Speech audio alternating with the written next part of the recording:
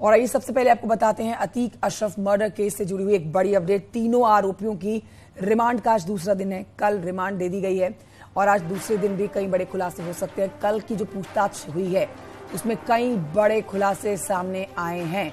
4 दिन की रिमांड दी गई है इन आरोपियों की। एसआईटी ने सीजेएम कोर्ट में अर्जी दाखिल कर 7 दिनों की कस्टडी रिमांड मांगी थी, लेकिन कोर्ट ने 4 दिन की रिमांड कस्टडी मंजूर की है, लेकिन ये आगे एक्सटेंड की जा सकती है रिमांड। एसआईटी आरोपियों को कस्टडी में लेकर अब पूछताछ कर रही है। कल की पूछताछ में बड़ा खुलासा हुआ है। लॉरेंस बिश्नोई बनना चाहते थे ये तीनों हत्यारोपी। खुले आसमान के नीचे अतीक और अशरफ को गोलियों से भूनने वाले ये तीनों हत्यारोपी लॉरेंस बिश्नोई की राह पर चल रहे थे, वैसे ही बनना चाहते थे। और देखिए एक बड़ी बात भी कही गई है कि पुलिस अधिकारियों पर इसीलिए गोली नहीं बरसाई गई क्योंकि मरना नहीं था। जान रहे थे कि पुलिस अधिकारी पर अगर गोली चलती तो सीधी गोली लगती सीने पर। ऐसे में बहुत शातिराना अंदाज में इन्होंने अशरफ और अतीक को मौत के घाट उतारा और सोची समझी प्लानिंग के तहत तीनों जो वहां पर पत्रकार बनकर आए थे, इन्होंने गोलियों से भून डाला अतीक और अशरफ को। आज रिमांड कस्टडी का दूसरा दिन है। एसटीएफ ने 7 दिन की रिमांड मांगी थी, लेकिन 4 दिन की अभी तक रिमांड मिल पाई है। लेकिन ये भी है कि ये जो रिमांड है ये आगे एक्सटेंड हो सकती है और पूछताछ के लिए। शिवम हमारे साथ जुड़ गए और जानकारी के साथ प्रयागराज से लाइव सीधे रुख करेंगे शिवम की तरफ। शिवम, आज का दिन बहुत अहम, आज दूसरा दिन है रिमांड कस्टडी का। कल हमने देखा कि कल पहले दिन कई बड़े खुलासे हुए हैं। लगातार पुलिस लोकेशन पर ले जाकर पूछताछ कर रही है और अलग से बिठाकर पूछताछ कर रही है। तीनों को बिठाकर भी अलग अलग जगह पर ले जाकर भी पूछताछ हो रही है। आज के दिन हम बहुत उम्मीदें रखेंगे, कई बड़े और खुलासे होंगे। कल एक बड़ा खुलासा तो हो चुका है, लॉरेंस बिश्नोई बनना चाहते थे तीनों हत्यारोपी।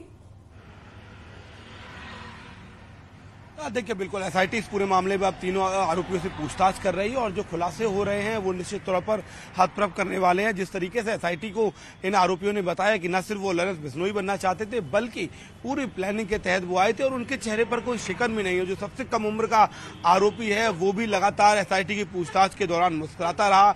इनको कोई खौफ नहीं था और प्लानिंग कुछ इस तरीके से की गई थी कि पहले से कोशिश ये थी कि पुलिस वापस रिटेलिएट ना करे, यानी कि पुलिस कहीं इन हमलावरों को ना गिरा दे। आज चूंकि रिमांड का दूसरा दिन है, कल एसआईटी ने रिक्रिएशन नहीं किया था क्योंकि रिक्रिएशन कॉल्विन हॉस्पिटल में होना है और कॉल्विन हॉस्पिटल का जो इलाका है वो अतीक के चकिया में आता है, जहां पर सुरक्षा को लेकर तमाम सवाल खड़े हो गए थे। आज जुडिशियल कमीशन जो सीएम योगी ने बनाया है वो भी प्रयागराज पहुंचेगा। उसके साथ साथ एसआईटी अपनी जांच को आगे बढ़ाएगी। जो सवाल अभी भी एसआईटी के जेएन में है, जिनके जवाब नहीं मिले हैं, उनसे जवाब लिए जाएंगे और इसके साथ साथ आज मौके पर ले जाकर रिक्रिएशन भी हो सकता है, जिसमें सभी आरोपियों से जो पूछताछ होगी और उसके साथ साथ आखिर क्यों इन आरोपियों ने उस दिन का समय चुना, ये एक बड़ी बात है। और आखिर ये आरोपी डरे क्यों नहीं कि पुलिस इनको भी मार देगी। कुछ ऐसे सवाल हैं जिनका जवाब एसआईटी चाहती है। इसके साथ साथ आज दूसरा दिन है। जो सीसीटीवी फुटेज कॉल्विन हॉस्पिटल से और जो सामने वाली रोड से काटजू रोड से बरामद की गई थी उनकी लगातार मॉनिटरिंग हो रही है। 40 शिवम देखिए ये स्मार्टनेस देखिए इन हत्यारोपियों की कि इन्होंने जो कल अपना बयान दिया है पूछताछ के दौरान, उन्होंने कहा कि ये लॉरेंस बिश्नोई बनना चाहते थे और पुलिस के ऊपर फायरिंग इसलिए नहीं की गई क्योंकि पुलिस जवाब में इनको फायरिंग करती और पुलिस से डर के मरना नहीं चाहते थे, इसी वजह से इन्होंने पुलिस पर फायरिंग नहीं की। तो मतलब इतनी प्लानिंग, इतनी सोची समझी साजिश के तहत इन्होंने जो हत्या को अंजाम दिया है उसमें कितने दिन लगाए इन्होंने, कितने दिन इस प्लानिंग को दिए थे इन्होंने कि आज के दिन यहां जब अशरफ और अतीक पहुंचेंगे तो उनको गोलियों से छलनी करेंगे। क्या इस सवाल का जवाब पुलिस लगा पाई है पता?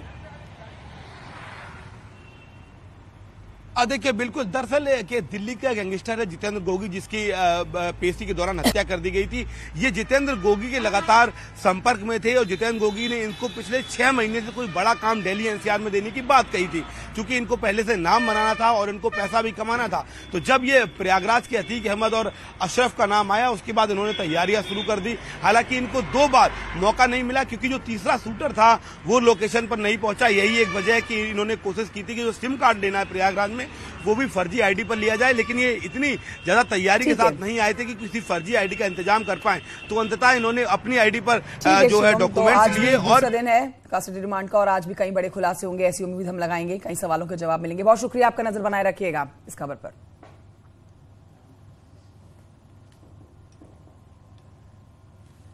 तो अतीक अशरफ मर्डर केस में एक बड़ी खबर आ रही है जिसमें शूटरों ने कबूल किया कि हत्या में इसीलिए हथियार दिल्ली के जितेंद्र गोगी गैंग से मिले थे।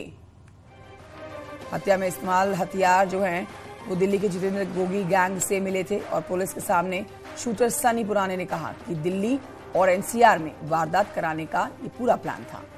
इसके साथ ही शूटर सनी ने बताया कि हम तीनों लॉरेंस बिश्नोई बनना चाहते थे। अतीक और अशरफ की हत्या इसी वजह से की गई।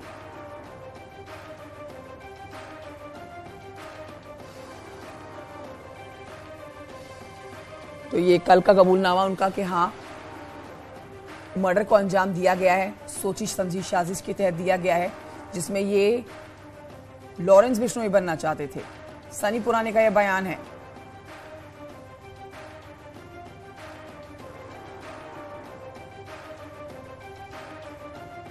लॉरेंस बिश्नोई जो कि इस समय जेल में बंद है, उसी से